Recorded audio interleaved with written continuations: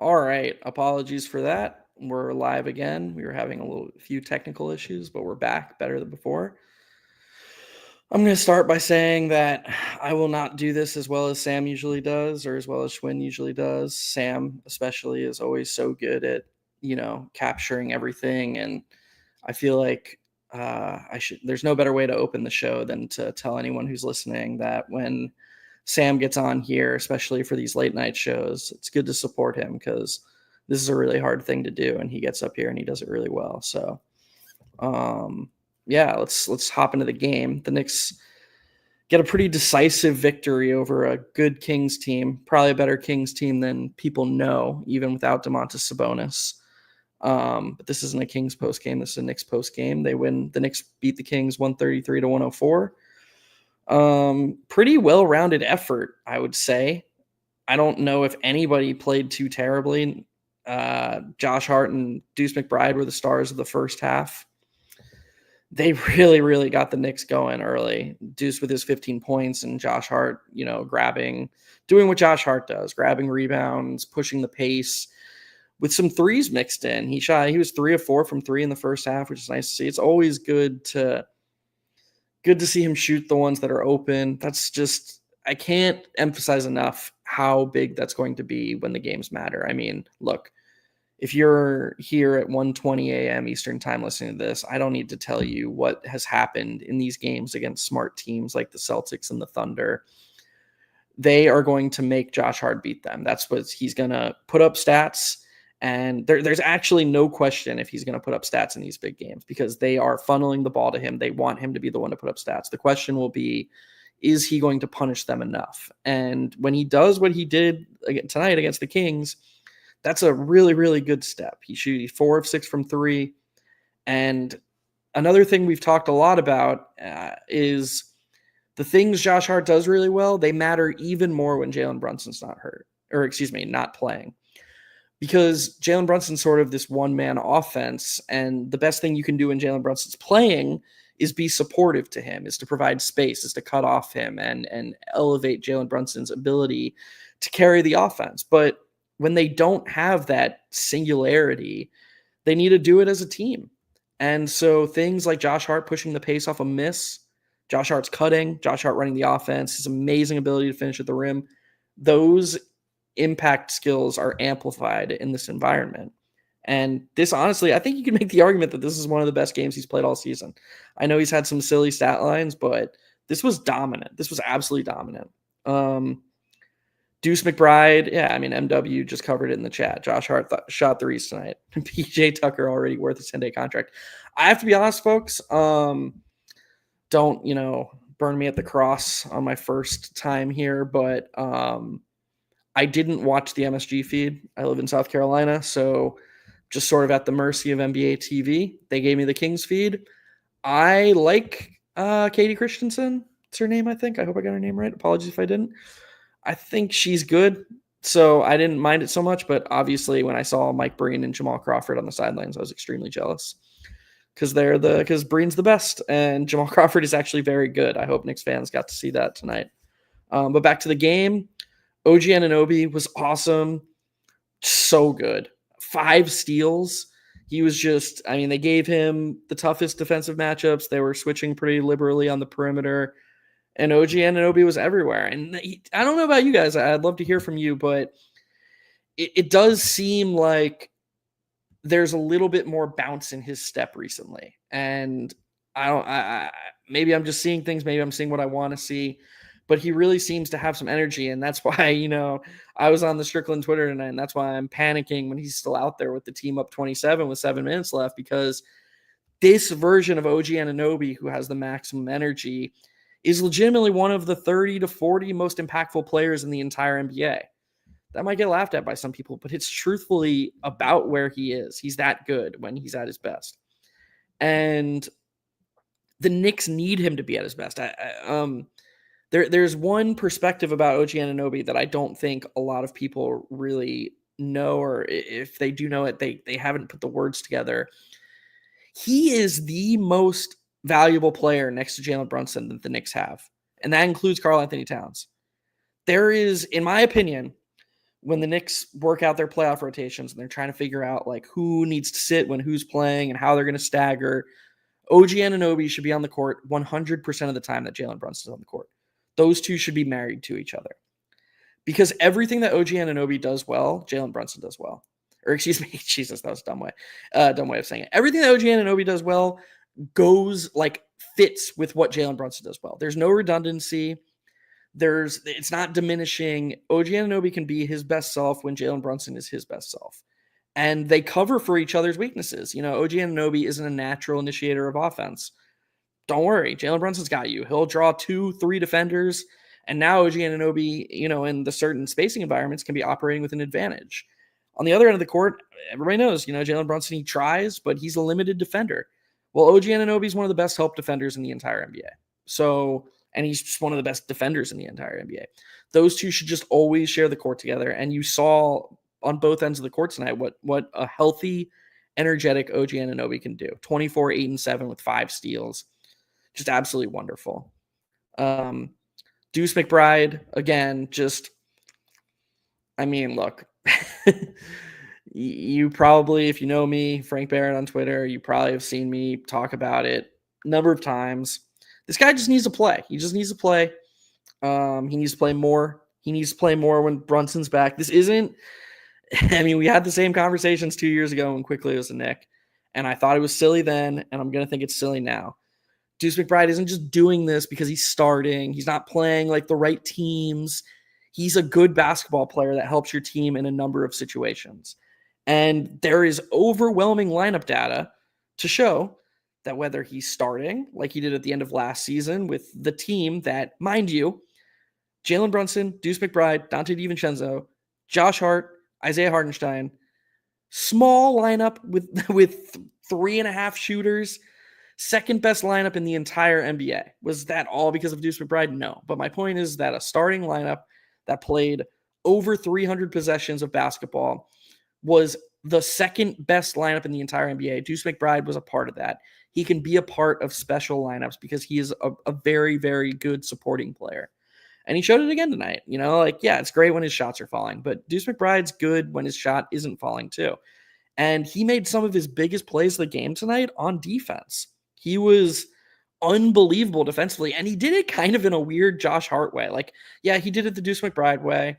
He was just a pit bull at the point of attack, and, guys couldn't get past him certain moments. But he also seemed to make those timely, there are two guys who can kind of hustle for the ball, and Deuce McBride gets there, or help strip when he gets his hand in the passing lane or he gets his hand in the driving lane. He was just excellent tonight. So, another really good performance by him, and honestly much needed to help the Knicks get off the schneid to lose 3 in a row. Bridges, Towns, I haven't really talked about them much.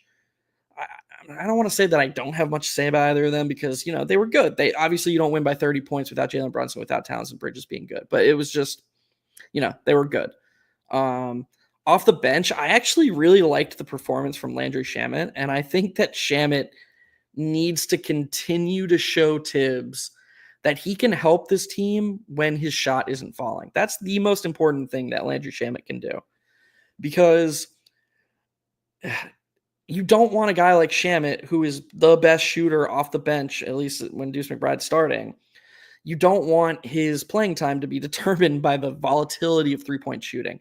His spacing is that important. So if Shamet can do the things that he was doing tonight, which is battle on the defensive glass, play passable defense, provide that spacing, and knock down the shots, that's going to go a long ways for this team and this bench unit, because it allows Bridges and Hart to play more reasonable minutes so that when they are on the court, they're at their best as well. These things all affect one another. They're connected, and this is why basketball is so complicated, because just, you're never analyzing anything in a vacuum. All these little microtransactions, they all impact one another.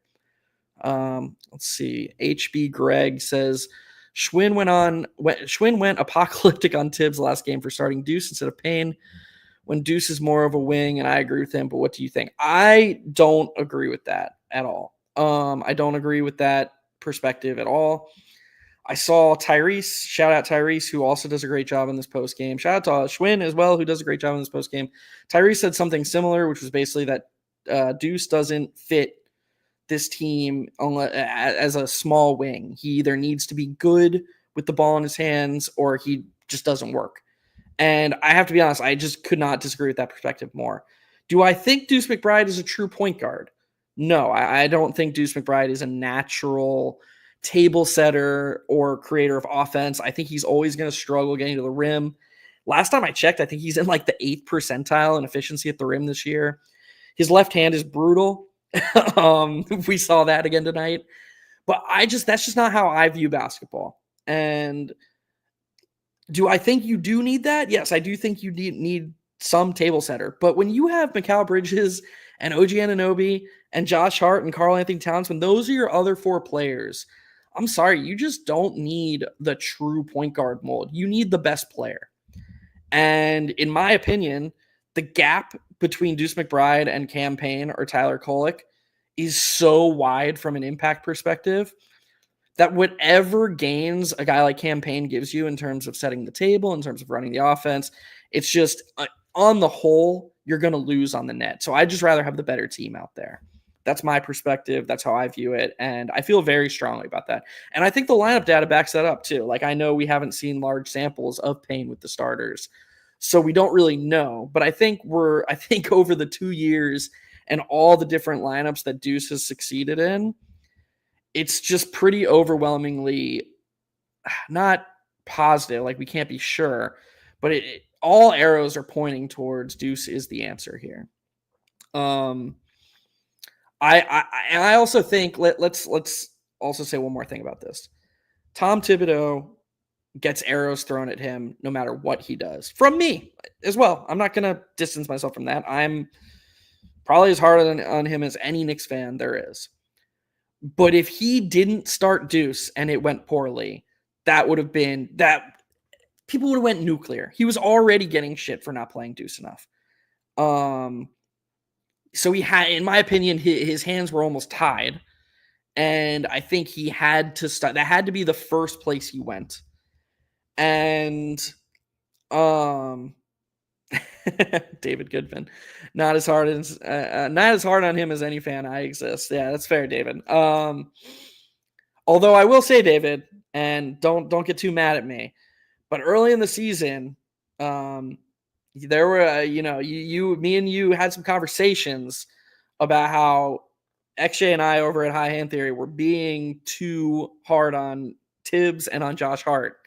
And, I don't want to, I'm not one to toot my own horn, but we kind of did have the foresight that just because it was going well early against that December schedule didn't mean it was going to hold up, but I do agree with you, David. You definitely are known to not take Tibbs to task, but I think you're fair with them. I think you're someone who we'll call it like he sees it. But anyways, back to the comment I was just responding to about Deuce versus Payne. I just think that at the end of the day, my cliff notes on it would be that Deuce is just the best player. And it would take some pretty extreme circumstances in a situation like this for me to not want to play the best player. So those are my feelings, Greg. Appreciate the comment. And yeah. Jordan Bubb says Karl Anthony Towns tonight, 26 points, team high, 9 rebounds, 3 assists. That makes me look pretty silly because I said Towns was just good. Yeah, I thought the Knicks did the majority of their damage. I haven't looked at like the plus minuses or anything like that, but I thought the Knicks did the majority of their damage, honestly, like without Towns, or Towns was just kind of there if he was out there.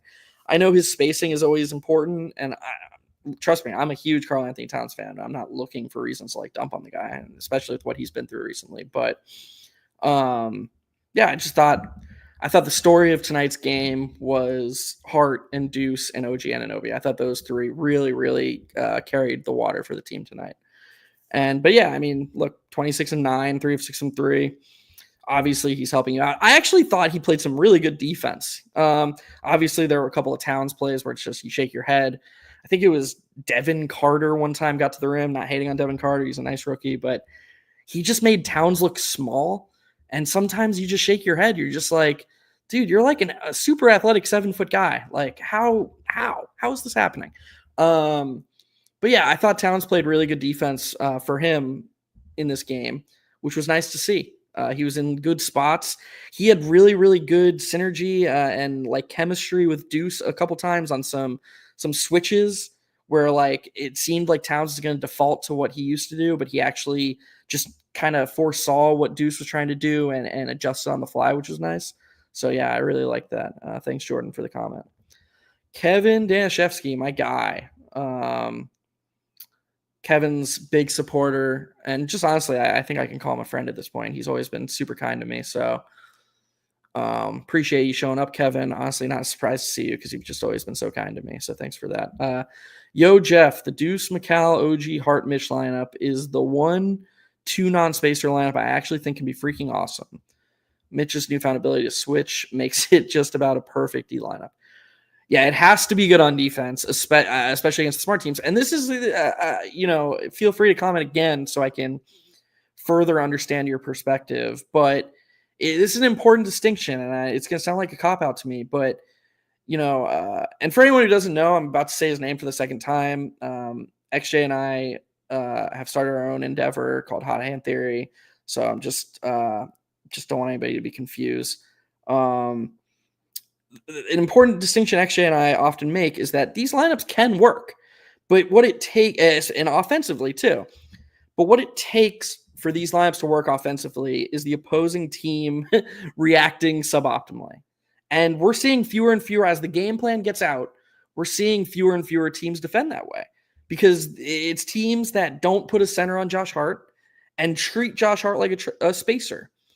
When teams do that, these lineups you don't even need them to shoot. As long as they're guarding them straight up, then you're already creating the space artificially. But so when I say that I'm skeptical about a lineup like the one you just posted, I am skeptical against the teams that are going to guard them correctly. But with that being said, completely agree with you that is an insane defensive lineup. That is just probably as good a defensive lineup as the Knicks can post. And so what does that do? The requirement for your offense is not as high. And this is such an important piece of analysis. Again, not trying to pat myself on the back, but too few people recognize this. What is the one thing we hear all the time when somebody's like, hey, maybe this lineup without Josh Hart would work? They always say, oh, Tibbs is worried about the rebounding. Not everything is about rebounding. Not everything is about shooting. Not everything is about offense. Everything has trade-offs. And this offense, the trade-off would be your offense is lower, but your defense is elite. And because the defense is elite, the offense doesn't need to be as good. So that's why, compare this to something like Brunson, when Brunson is your point guard, and then you pair him with like Josh Hart and Precious Achiuwa. Now all of a sudden you have a small, not elite offensive lineup that also isn't going to be elite defensively because Jalen Brunson is a limited defender. Those are the differentiators that matter with these breakdowns. So this has been a very, very long and contrived answer. I apologize to our listeners for that. But I agree with you, Kevin. I think this lineup in a vacuum can succeed and can be really good. I don't know if Mitch is going to be able to switch across the board. I do agree that I liked some things he did tonight from a switching standpoint. But whether they switch across the board or not, that defense is going to be elite. They're going to be smart. They're going to be prepared. They're going to be in the right spots. They can switch 1 through 4 and some 1 through 5. And yeah, they just have competent defenders everywhere or elite defenders everywhere. Who will, and this is going to sound weird, but like a guy like Josh Hart, who, Prez called him the space cadet earlier, which I thought was funny because it's true. He can fall asleep off ball. I feel like he has a knack for the moment. And whether he's been good on the whole defensively, I don't think he has been this season. But when he's in a lineup like that, I feel like he knows that lineup's going to struggle offensively and maybe locks in a bit more defensively. So yeah, I mean, I just think that lineup would be so good defensively and just good overall. OG Anunoby tonight, 24 points, 7 rebounds, 8 assists, 4 steals, plus 23. Yeah, OG was great. We covered that. Thanks, Jordan, again. Appreciate you. David Goodman with another comment. There were bad moments with Towns on the court, but that was when Precious was also out there. Yeah, I don't think we can do that anymore. I just think that has to be done. I can't imagine that NBA.com has updated, but we can check out their most recent net rating and their most recent. Yeah, so as of before this game, I believe the Knicks are minus 1.2 per 100 when Towns and Precious share the court. That's obviously not very good.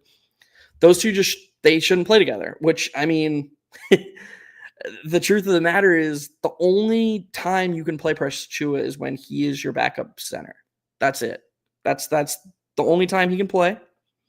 It's the only time he should play.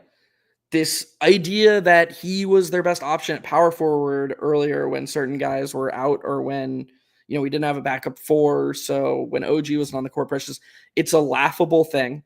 It should never have happened, and it should never happen. There are just way, way better options. Not at power forward. Don't even think about it like that. Just think about the lineups. You just can't play Precious Achiuwa next to another non-shooter. And that's what ends up happening a lot of the time, even when you have Towns at center. Because a lot of the time it's just like, oh, he'll just slide Josh Hart down to small forward because Josh Hart's on the court all the time. And those lineups just get killed. They just don't do well. But we won't focus on that too much. Appreciate the comment, David. Zoning permit. Holy shit. All right, guys, it's 1:40 a.m. Give me a break there. There's at least 2 plays per game where the coaching staff probably, let's see if you finished there it is. You finished the comment. 1 second. Sorry about that, zoning permit. There's at least 2 plays per game where the coaching staff probably shake their heads at disappointment Cats defense. We can go a long way if we manage to cut it down to 1.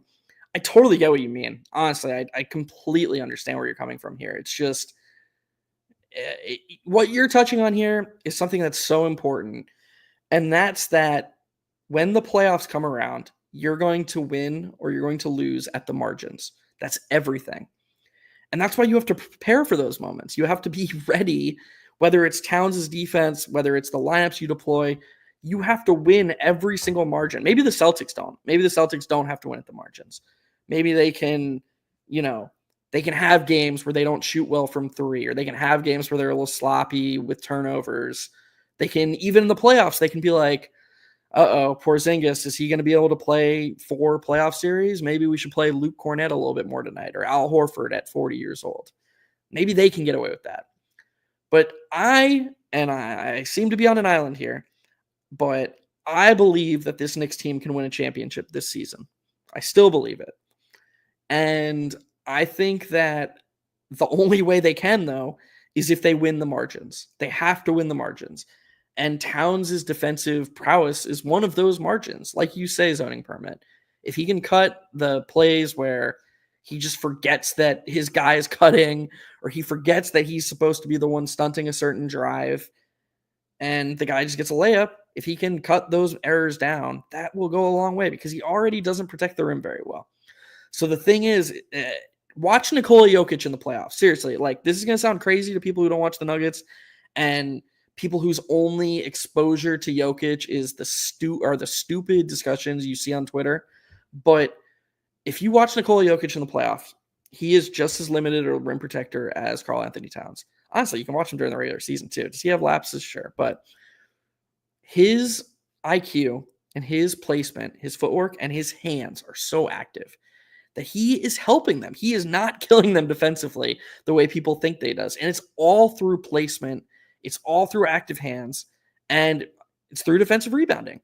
Towns has the defensive rebounding. He is a monster on the defensive glass. And that will show up in impact metrics down the line if he can marry it with other things that Jokic does, which is active hands and passing lanes. Did you guys know, does anybody here know that Nikola Jokic has been top 10 in deflections for like the last 7 seasons or something like that? He is one of the most active as far as hands and passing lanes, and hands. When a ball handler tries to dribble in front of him, he can deflect it a lot. Towns can do that too. Towns has great hands. We know he does. He's an amazing shooter, amazing athlete. He's obviously super coordinated. He's got to give a little bit more, and hopefully he does in the playoffs.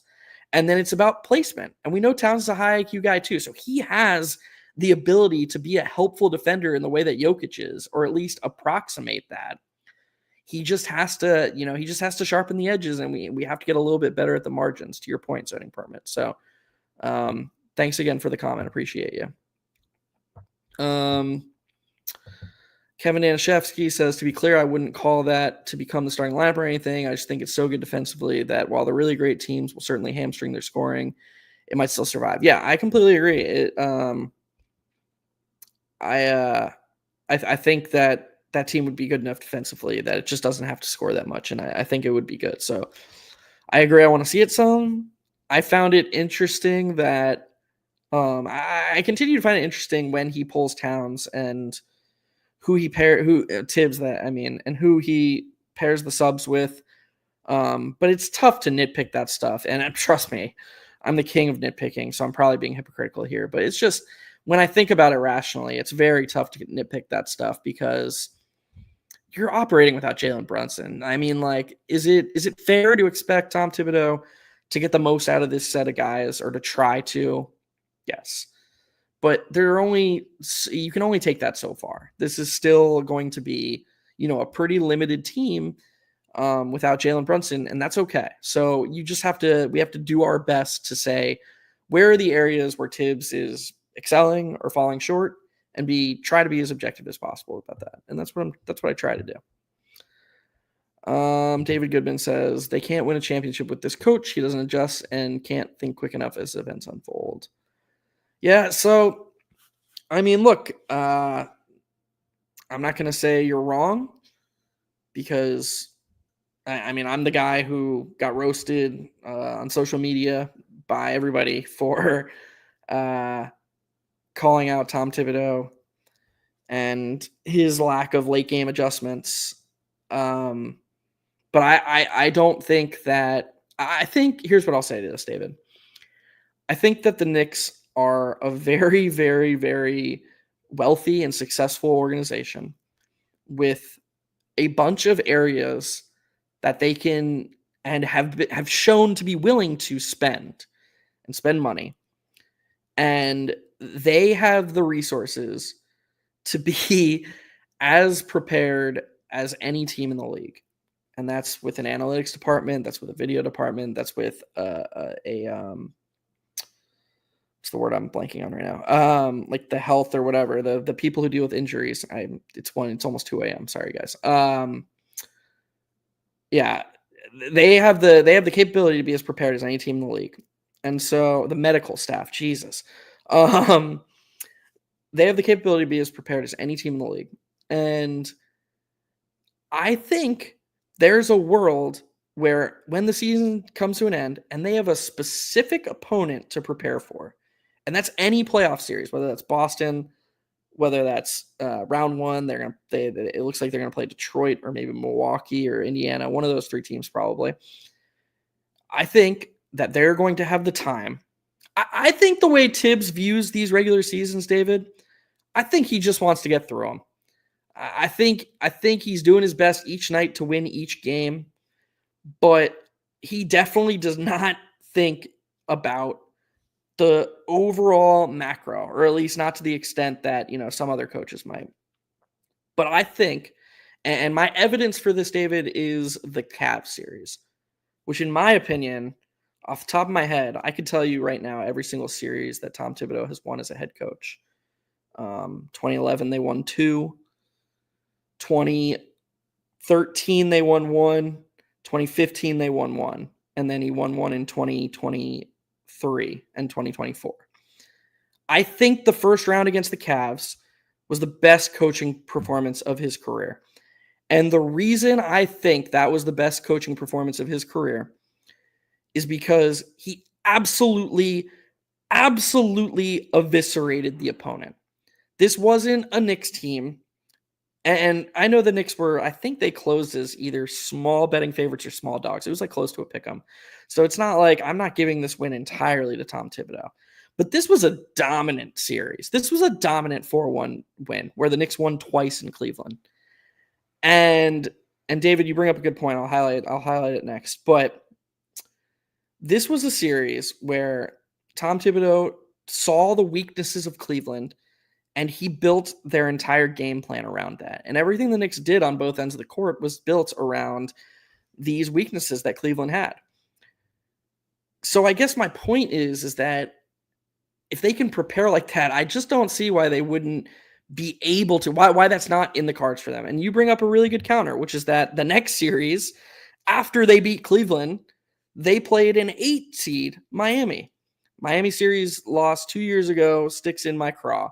Hart RJ lineups killed us the entire series and didn't go away from it until 2 minutes left in game 6, and they almost made we almost made a furious opponent. Sorry, David, I think you mistyped there, unless it's 2 a.m. But your point is still well taken. That Miami series, they should not have lost. They shouldn't have lost. And that is an area that is proof of that is the counterfactual, because he just fell back into his comfort zone.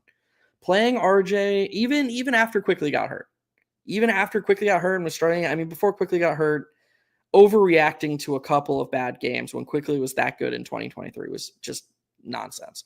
And also, like, even if his shot wasn't falling, all the data from that postseason was like he was still helping the Knicks anyway because his defense was so good and his spacing was so good. So, but whatever, that's a different conversation.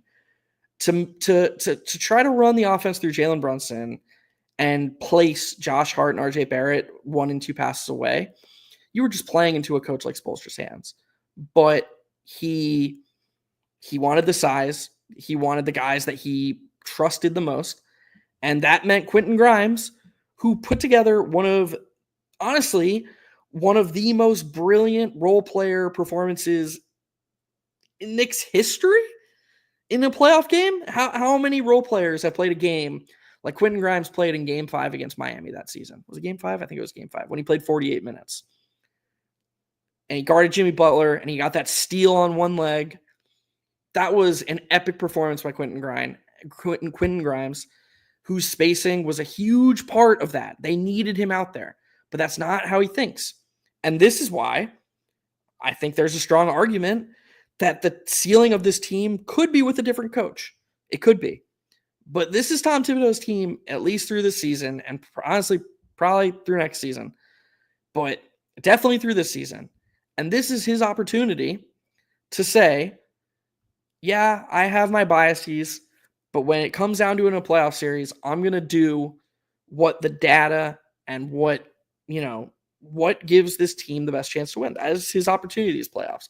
And so do I think it's overwhelmingly likely to happen? Probably not. But I think it can happen. And I think the times that does happen, this team has the talent to play with anybody. And I truly believe that. I think they can play with Boston. Look, thank God I'm saying this at 1:50 a.m. because I'm sure even Knicks fans would think I'm stupid because Boston has destroyed the Knicks. Boston's a great team. I did not mean that to take away from what Boston is. They're an amazing team. I just think that New York is actually suited to match up with them. And I think that there are some outcomes where the coach gets it together and it aligns with the talent that the Knicks have being maximized in a way that we have not seen this season. And let's be clear about that. We have not seen the best of this team. As crazy as that sounds at 43 and whatever they are, 40, 41 and 23. We have not seen the best of any combination of the Knicks' 6 best players. And I'm going to throw Deuce McBride in there because I personally believe that the Knicks' best team is best lineup has Deuce McBride in it. And so we haven't seen that yet, but I still think we can. And so, yeah, Daniel Schul, welcome. Josh has been trolling all year. Tonight he is elite from 3 and closing out. Is he just a big game merchant? Well, Daniel, I think, and I said this earlier, I think he just sort of understands what the team needs. I think on some level he does. And I think maybe that can be to his detriment sometimes because you hear him talk about it. How many times have you seen a clip go viral of him being like, Yeah, I know. I know I'm not gonna like. What was the guy said? There was some guy on Twitter who said, "I'm leaving Twitter until Josh Hart scores 30," and Josh Hart was like, "Nah, it's not my role."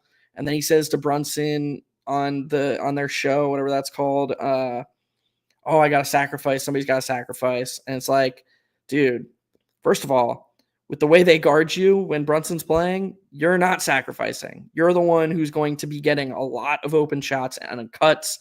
You're the benefiter here. That's very important. And that's fine as long as you're capitalizing it. He cannot view himself as a sacrificial lamb in those lineups because guys like OG Anunoby, guys like Mikal Bridges, even definitely Karl Anthony Towns and Jalen Brunson, when any of those four guys are off the ball, their defender's not leaving them. Not leaving them. They're going to load up on the ball handler. They're going to have Josh Hart's defender ready to pre-rotate, and they're going to have the other three shooters covered. So it's Josh Hart that has to capitalize. But I do think that when he's playing in that starting lineup specifically, he views himself as the fifth man, and he's like, I just got to do other things. That's why he's always attacking rebounds. He has those energy moments. But then Jalen Brunson goes down, and I think he gets it. His scoring and his creation becomes more important. His pace. And so it wouldn't surprise me to see him keep it up. To see him keep this up in these games going forward. And I think that I just hope that we see more games like this because aside from OG Anunoby, these were very, very nice, reasonable minutes for them, especially Josh Hart. 31 minutes. Keep him in that wheelhouse, please. That's with his knee. The Knicks need, it would be, honestly, they should let him sit out a game. I hope they can choose a game where he can just get a little bit of extra rest because he's going to need it. Thanks for the comment, Daniel. HRM Great said, Q Dot going to get paid. Another nice game tonight. Look, Grimes is awesome. Like he just is. It's stupid that it didn't work out here. Stupid that it didn't work out in Dallas. I have no idea. Everybody's like, oh, yeah, Dallas was right to trade him for a way worse older player because they didn't want to pay Grimes. Why didn't they want to pay Grimes? Why? You have Kyrie Irving at point guard. If you could build a player in a lab to put next to Kyrie Irving, next Kyrie Irving at shooting guard when he's your point guard, it's basically Quentin Grimes. It's a better Quentin Grimes. So I have no idea why they wouldn't have wanted to pay him. Silly. I know, and look, I know some Knicks fans will say like, "Oh, he got moved to the bench," and then he apparently, I still have never seen any evidence that he actually complained his way out of New York, but people say it like it's a fact. I guess I'll take their word for it. But look, that's a totally different conversation because Quentin Grimes isn't the first, and he wasn't the last guy to go from starter to the bench for a Tom Thibodeau team and just completely fall out of favor. That's something that happens quite often, and it has to do with the way he rotates. I'm quite confident in that. Because with his ABA rotation strategy, which means the starters start, bench players come in, and then the starters finish the half. That's basically how he rotates every half ever. The only exceptions are injuries, foul trouble, and very, very specific occasions, like when he has a 6 Man of the Year candidate in Emmanuel Quickley. But usually what he just did there is Quickley would come in and he wouldn't come out. He'd come in at like the 4-minute mark of the first and third quarter, and they just finish the half. He'd play 16 straight minutes. That was his path to playing 30 minutes. But for all other bench players, you see it with Shamet tonight. Shamet had a nice first half. He played like 6 minutes. It's really, really hard for these guys who've spent their whole lives in rhythm to just get one shift a half and play 5 to 7 minutes and be productive. It's a really hard thing to do. Quentin Grimes spent a year and a half being the Knicks starter, playing 30 plus minutes, 25 to 35 minutes. And then he went to the bench and he got 1 6-minute shift a half where he was Quentin Grimes. That's not ideal. And it's not how you maximize all the pieces on your team. And this is a very, very important thing because look what we saw tonight. We saw the whole starting lineup and the whole bench unit maximized. This was beautiful. Team basketball where everybody was involved and everybody had their hands in a piece of the pie. And they can run offense like this with Jalen Brunson. One of the last things I said after Jalen Brunson got hurt, there is a world where Jalen Brunson comes back to something better, where he doesn't have to do as much, where he has to do less. That is the vision. That is the ideal world for these Knicks. if we watch a playoff series and the season ends, they lose whatever playoff series they lose, and our takeaway is, well, Jalen Brunson did his job and he carried the team and he just doesn't have enough help. That is a failure on the coaching staff. Make no mistake. It is overwhelmingly likely to be a failure on the coaching staff because the Knicks do have enough. They have enough. They just need to maximize all of these pieces. It can't be, hey, Jalen, you're just going to run a bunch. We're just going to run a bunch of advantage creation offense through you. Everybody else will just fill in around you. They have too much talent. They have too many different players to maximize. So that is there for them. A game like tonight is there for them, even against the best teams. It's actually even more important against the best teams. You think that Boston isn't going to be ready to try and stop Jalen Brunson? That is going to be plan A, plan B, and plan C. Make sure Jalen Brunson doesn't beat you. Actually, plan A is going to be don't guard Josh Hart and Precious Achiuwa when they're on the court. So that's going to be Boston's plan A, as we've seen 3 times. Haven't seen an adjustment, but I still believe we can see that adjustment. David Goodman says, I admire your optimism, but I will believe it when I see it. I agree with you on the talent level. Yeah. I mean, look, David, no one's ever confused me as an optimist, so I appreciate that. I mean, I actually am a very optimistic person in life. I mean, with the Knicks specifically. I've actually been called much more negative words, especially recently. So I take that confident, or I take that well. Daniel with another comment. Only way to beat Celtics with this coach is to. That is spot on. Spot on. That is the way to beat the Celtics. Is this aggressive version of Josh Hart, who, like I said, doesn't view himself as a role player, doesn't view himself as a supporting character. He is a supporting character, but the Celtics are going to make him the main character. They're going to funnel the ball to him. He's going to get a lot of open shots.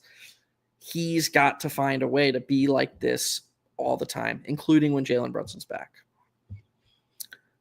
David, another comment. I think he concentrates and plays harder and smart. Josh Hart. I think he concentrates and plays harder and smarter in big games for the most part. The minutes load he's forced to play is nuts. Agreed with that. Just play him 5 minutes less a night, and I think it would help a lot. Deuce should just play a bit more when everyone. Yeah, Deuce should always play more. That's another thing yeah. Daniel says, great to have you back on the rundown, though, Jeff. You and Schwinn going back and forth is the best Knicks content around. Thanks, Daniel. Look, Schwinn's awesome, but there are a lot of good people here at Strickland. Nobody would know who I am or what my name is if it wasn't for Alex and Schwinn. There aren't many people who know this, but I had like 12 followers on Twitter in 2021, towards the end of the 2021 season. And I posted a thread about, of course, how awful Elfrid Payton was and how he was just killing the Knicks, and how bad his defense was, because it wasn't good. And Schwinn DM'd me and was like, hey, would you want to do some work for the Strickland? And, he had seen, I guess, a couple of other pieces of film breakdown that I had done. But that's how I, got anything, any sort of platform to talk basketball with y'all, and wouldn't exist without Schwinn, and Alex signed off. And so anytime they need anything from me, I will, whether it's now or as long as I'm, around the Twitter sphere and around the social media sphere when it comes to basketball. And as long as they are, if they ask me to do something, I will do everything I can to help them out. So yeah, I'm happy to be on here and help when, it's a late night game, and a guy like Sam, who's a teacher, he's going to wake up in 4 hours. So I'm happy to help, and I appreciate the people who stayed up to watch, but it's pushing 44 minutes already. David Goodman says, have a great night. See you over at High Hand Theory. Appreciate you, David. I think that's going to do it, unless anybody has any more comments to keep me on here, but that's the end of the line, it looks like. So once again, I appreciate everyone who pulled up, and let's keep it going. The Knicks have another game Wednesday night, I think, against the Blazers. Is that right? I think that's right. They play the Blazers Wednesday night in Portland. Yeah, they play the Blazers Wednesday night in Portland at 10:30 Eastern again. So who knows? Maybe you'll see me on here. Oh, no, it's just 10 this time. 10 o'clock Eastern. HRM X great says great breakdown, bro. Thanks, man. Appreciate you. Or ma'am, I apologize. Shouldn't assume. Zoning Permit says, great breakdown, Jeff. Have a night. Thanks, Zoning Permit. Appreciate you. Yeah, I mean, I just think so. People who don't know me, my perspectives are always going to lean towards the macro. I do think that I have the ability to tactically analyze and to, go game to game. But that's something Schwinn does so well that honestly, if you're here in this post game on a night to night basis, you should really appreciate Schwinn for, because his ability to just recall on a game that just happened 2 hours ago and be like, oh yeah, like Deuce stunted here in the second quarter and he made this great defense. It's like, my brain just doesn't work that way. I need to rewatch. I need to focus on certain things. So I'm all about the macro. And to me, the Knicks macro goal is winning a championship.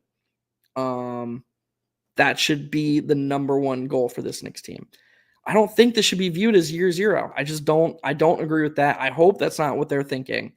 And by the way, the thing that's really annoying about that argument is the same people who are like, oh, we shouldn't hold them to a championship standard. This is year zero.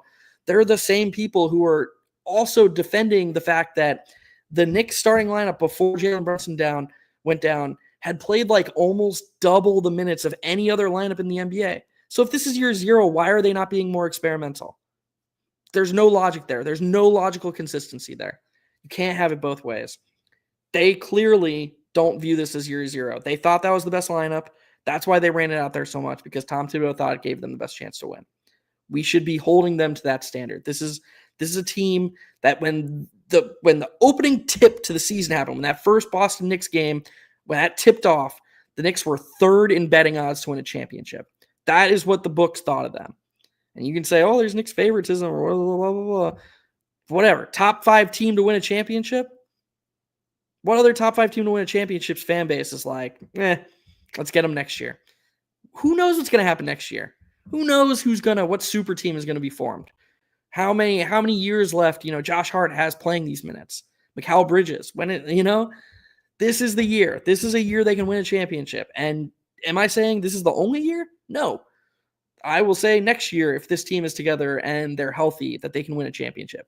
But that doesn't mean they can't win a championship, that we can't expect and want them to win a championship this year. Come on, guys. That is the goal for this season, and it has to be. And they should be held to that standard, and they should be doing everything they can to give themselves the best odds and the best chances of making that hope become a reality. And so that is how I always think about things. It's how I always will think about things. And when I think about rotations or when I think about strategy, I think about them as they relate to the Knicks' chances of winning a championship. And that honestly is what I loved so much about what they did tonight, because it was a team effort offensively with amazing defense. And if Jalen Brunson can come back to a world where the Knicks see the benefits of a team egalitarian offense, and all of a sudden it's not Jalen Brunson playing 1-on-5 with poor spacing, watch out, because this is a championship level team. This is a championship level top 6, top 7.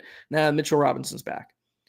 And all it takes is a little push, and you get Jalen Brunson doing some of the stuff that Deuce McBride was doing off ball tonight.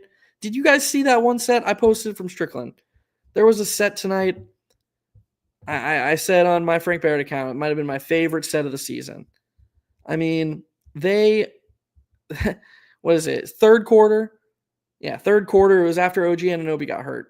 And they ran this beautiful set, this 2014 Spurs like tic-tac-toe that ended up with OG Anunoby in the corner. Nobody created that. That wasn't advantage creation. Deuce McBride didn't create advantage. There was no advantage created there. I'm watching it right now. It was just quick ball movement, a nice cut from Towns, very, very smart play design, especially against the defense that it was up against, and great ball movement. Sometimes you can do that. Just because Jalen Brunson is an elite creator doesn't mean that's the only thing that the Knicks can do when he's on the court. They can do other things. He's an amazing off-ball shooter. He's a very, very intelligent player. He can do other things. It's so weird that they're like, oh, well, Jalen Brunson's hurt. I guess we'll do better team stuff. I guess we'll input some better team strategies. No, why wouldn't you want to help elevate Jalen Brunson too? Imagine Jalen Brunson in an optimized offensive scheme. You'd be one of the best offensive players in the league. It's crazy. It's crazy, and they need to learn from this. So give me a Knicks team that learns from this, that evolves because of the gruesome Jalen Brunson injury. He comes back. All of a sudden, they're running sets like these. Jalen Brunson doesn't have to carry the load himself. And yes, you combine that with the defense that they played tonight. Deuce McBride playing 25 plus minutes because he's an amazing defender, creating these types of threes, emphasizing the space that Karl Anthony Towns gives you at the 5. This is a championship level team, and I am certain of that. And that's the final thing I'll say. And I appreciate everyone that showed up.